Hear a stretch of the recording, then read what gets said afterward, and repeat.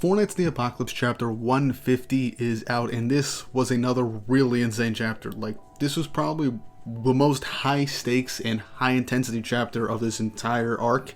And that's saying something, considering that last week we basically had King of the Ants kids basically being slaughtered. But we end up in this chapter getting to see more of how Nasiens is able to utilize Spirit Spear. We get to have a really interesting and really cool looking fight. King passes through his limits, and the chapter ends on a very, honestly, big way. And I just had one big what the frick moment in this entire chapter that I will get to in a second.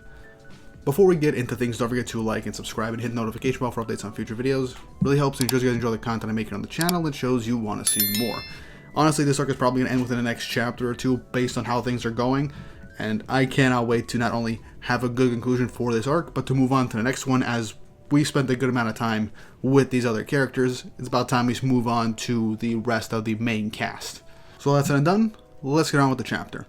And we start off with a nice color page, moving into a full color spread. So the opening of this chapter is Nasiens holding back the Spirit Spear, as Tiore and Myrtle are wondering how he's able to do this and what exactly is he.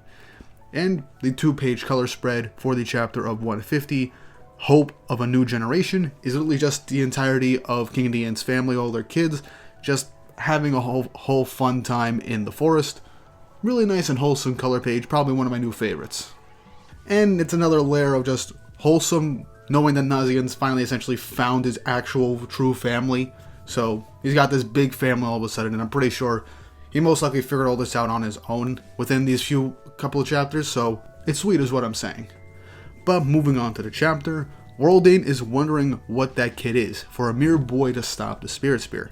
But King says he's not a mere boy, he's my child. As Nasiens then forces and wills the Spirit Spear to go back towards Worldane to try and launch an attack right at Worldane, but they manage to avoid and dodge out of the way, cheering in glee as she's finding this incredibly fascinating, and now he's gone and done it. Honestly, I think Worldane is probably just having a whole fun time just discovering and seeing new things that are beyond her expectations, as a mad sorcerer, mad scientist would, just seeing all these types of just bizarre circumstances that far exceed her expectations. And from this 2-page spread, as we visualize the whole thing, King catches the Spirit Spear and is about to redirect it once more to try and attack Worldane. As she says, "You still want to fight?" as King forces the Spirit Spear to try and hit Worldane as she continues to evade. And she even warns him not to overdo it, as it'll be very taxing on his body. King says, "Don't count me out just yet," as he maneuvers the Spirit Spear, actually creating an ever-long cascade of the Spirit Spear just trying to stab through Worldane.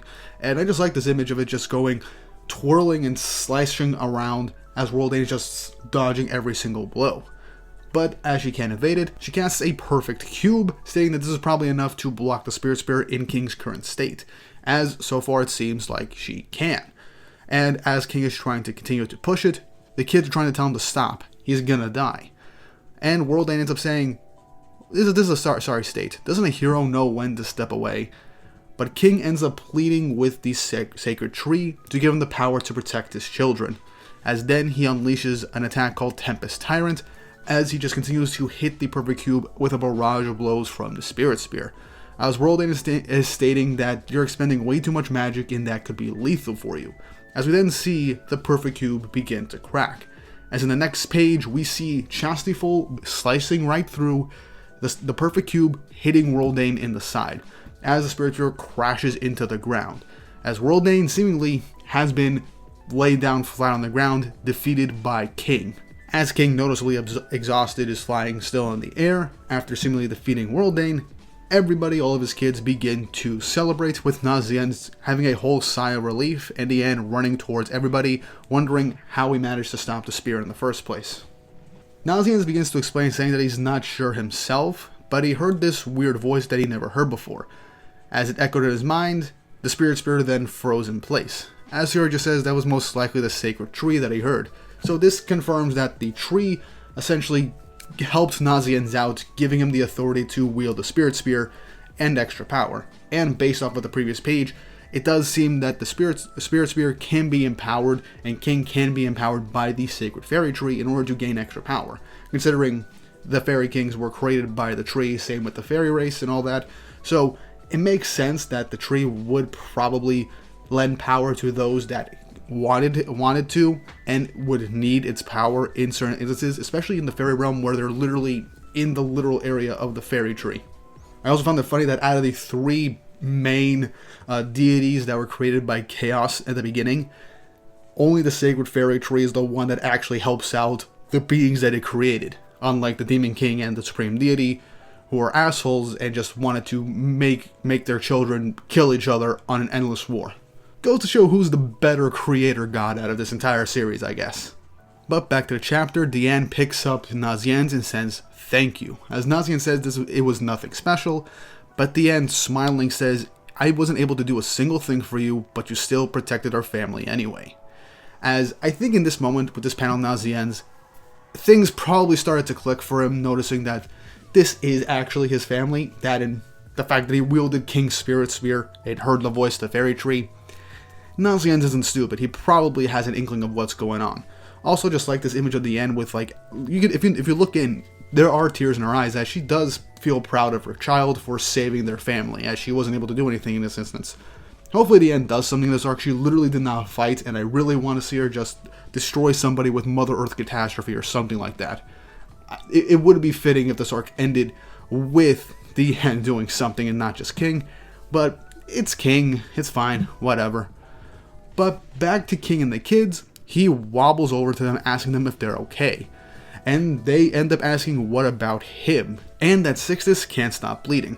As everyone is like slowly getting up, it shows that their injuries were not as bad as we initially thought, but they were still heavily injured. But in comparison to Sixtus, yeah, Sixtus got the rough end of the deal. He literally got donut holed.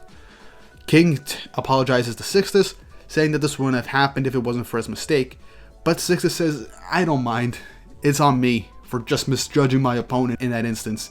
And he's right, but then again, who wouldn't misjudge their opponent in that situation? You're fighting a bunch of weaklings and they turned into some stronger entity with a bunch of different tricks up their sleeve and caught you off by surprise. Of course you would essentially get hit like that. But as King says, let's go and fix you up, and we'll use the drug of yore to make it easy. So King is going to use the drug of yore to heal up everybody's wounds. So obviously it is a healing drug, so it would help. But as King goes to pick up the drug, the vial gets grabbed by Worlddane, picking herself up with a practically destroyed arm, saying, "I'm not giving you that, you know." And holy shit. After that huge blow she took, her arm, we even see in the next panel, is basically just a bone barely clinging on to her body. Like, that is a massive blow, and she even calls it just a mere scratch. You really think that'd be enough to beat me? So yeah, she was technically beat. She could have just stayed down, but no, she got back up after a massive blow that basically rendered her arm practically useless and just barely clinging on just to grab the drug. You can call her whatever you want, but she is persistent. And like in many different series, nothing is worse than a cornered enemy that is literally up in your face. And as everyone's shocked that Worlddane is up and running still, she says goodbye, Fairy King, as she charges up an exterminate ray point blank at King's face. As King, obviously exhausted, just states in his head, "She got me." As in the next panel, it seems that King was just blasted point blank in the face by exterminate ray. And just then, everybody on the ground senses what just happened, and Nasiens asks Diane to let him go. Well, the next page, we realize something. King is completely fine, as it seems, based off the paneling, that King was just narrowly out of range from the exterminate ray.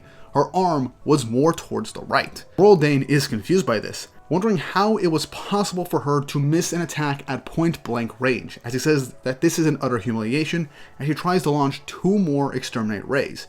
But in the next panel, it showcases that she missed both of them, and she's wondering what's going on, as we get a panel of just a disorientation of King and even Belt, as Worlddane then falls flat on her back, as everyone's wondering what's going on with her. She tries to get back up, and saying that this doesn't make any sense, and King bounces away from her. King says, "Don't ask me, I got no idea either. But what I can tell you is that I'll never have a better chance to defeat you." As he unleashes Chastifold's first form, getting ready to attack, King begins to weaken and seemingly is about to pass out. As the Spirit Spear is about to disappear, King expended way too much power and isn't able to keep Chastifold in its current state. But in that instance, someone flies in saying don't give up, as it's Nasiens, now capable of flight, as he tells King that he's going to lend him a hand. And in that instance, the Spirit Spear regains its shape, meaning that Nasiens added his power to King's into the Spirit Spear to keep its shape. As Tiore and Diane are in shock and amazement that Nasiens was capable of flight. And Worlden is like, you again? As Nasiens explains that it's his particular poison, Venom Meligaland. And this is literally the poison that he absorbed all the way back in the Leonis arc, which literally activates a nerve poison that is in their inner ear, reducing their sense of direction, accuracy, and evasion skills. And it's a delayed action. And apparently, he coated it in Chastifold right as he sent it back at her, meaning when King landed a blow at the end of that previous encounter, the poison was coated on Chastifold. So Nasiens enchanted a poison on Chastifold. That makes Chastifold even stronger. Just imagine with King's ability disaster, how much worse that could actually end up being. But yeah, I'm just really glad that Nasiens actually used this particular poison that he observed and even created an antidote for, like nearly 100 chapters ago. It's a nice callback to when he saved the day essentially, and saved the 4 knights from being killed by Meligaland. It was really nice and gives Nasiens another really cool high IQ moment. And as Worlden is dumbfounded by Nasiens' explanation, he states that regardless if you think that's a scratch or not, there's no way you're getting to avoid this next attack. As Worlden, in a close-up of her eyes underneath her helmet, states, I didn't expect this to be easy, but this is just so unexpected. And the way Nakaba draws her eye, it doesn't seem like terror or anything, just more so, I don't know how to describe it, an epiphany or just pure awe of what she has just witnessed. As in the next page, King and Nasiens combine their power, launching Chastifold straight at Worlden, seemingly cutting her square in two on the same side of her body where her arm was destroyed at, ending the chapter. Whew boy. So, not only has Nasiens essentially been given authority to help wield Chastifold with King, most likely due to King's weakened state by the Sacred Fairy Tree, but King was also able to push past the limits of the curse by asking the Fairy Tree for additional power, while completely exhausting him afterwards, being basically unable to really fight and even hold Chastifold's form without Nasiens coming in adding his own powers to help maintain Chastifold and deliver the finishing blow. And I also like the whole venom mixing aspect of combining it with Chastifold to give that Meligaland neurotoxin from back in the Leonis arc and hitting Worlden with it to make her unable to really keep balance or avoid any attacks. That saved King's life. That probably would have killed him point blank range if that exterminate ray actually hit. So that's really cool. That's very smart of Nasiens to do, especially in the heat of the moment. And I'm really glad that we got more of the stuff from the Sacred Fairy Tree as it helps out the Fairy Kings and Descendants seemingly by lending it its strength. Worlden is definitely persistent. I do not think she's dead, obviously. She is definitely gravely defeated and wounded. She'll probably escape next chapter or do some big massive thing. But this does give me an idea for a potential video on the 4 perils and their role in the future of the story, as people were concerned that with Worlden nerfing King, that this kind of was BS or it was an ass pull, but this shows that the sins are still relevant. King was still able to push past his limits to break through Perfect Cube, which is already a very impressive feat to begin with, and seeing him and Nasiens do a tag team attack at the very end of the chapter was really great. Worlden, I cannot wait to see more of her, and this chapter was intense and really cool. I cannot wait for the next chapter. But what do you guys think? Leave your thoughts and opinions in the comment section down below on how you felt about this chapter and what you think is going to happen next. And if you haven't already, like and subscribe and hit the notification bell for updates on future videos. Really helps and it shows you guys enjoy the content I make here on the channel and shows you want to see more. And with all that said and done, I hope you all have an awesome day.